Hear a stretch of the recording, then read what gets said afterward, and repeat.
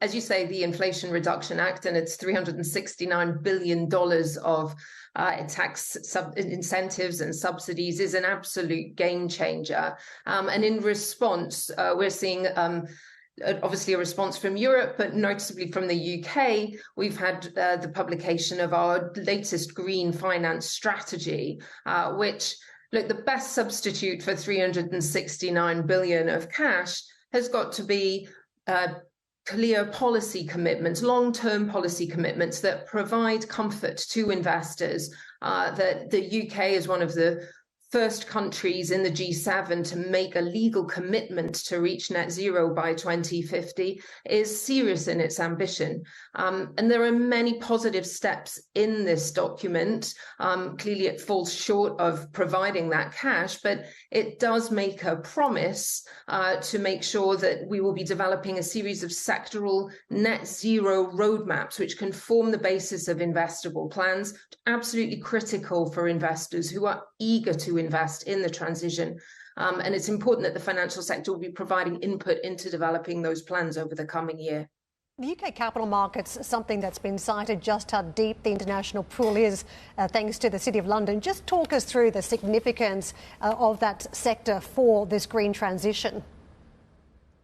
And that's absolutely the right way to look at it. It is the entire financial sector that needs to take part in this transition, from venture capital providing finance for early stage nature tech and climate tech, all the way through to banks providing the primary capital for renewable infrastructure products, through to even the philanthropic capital, and importantly, the public balance sheet being used in the smartest way possible to risk share and crowd in those volumes of capital. The UK has been at the forefront of looking at green finance over recent years, and we have a real opportunity, given that this is not a party political issue in the UK. This has cross-party support for actually building a prosperous, decarbonised and nature-positive economy in the UK.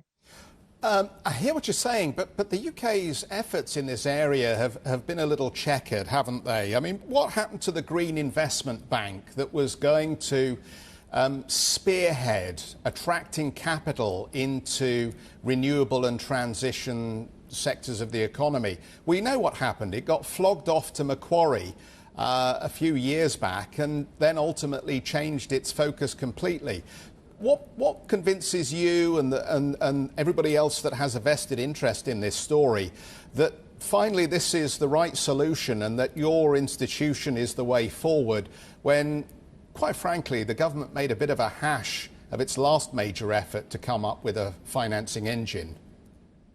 Well, the Green Investment Bank, so firstly, I agree with you. There is a checkered history here, and many of us were very disappointed at what happened to the Green Investment Bank. But let's not forget, the Green Investment Bank did provide us with a fantastic blueprint as to how we can work with public and private capital to create a new technology. And obviously the success of the offshore wind industry in the UK, which has the second largest installed capacity of offshore wind behind China in the whole world. This was a fantastic example of how organizations can work to crowd in private capital to support a new technology and a new decarbonized industry.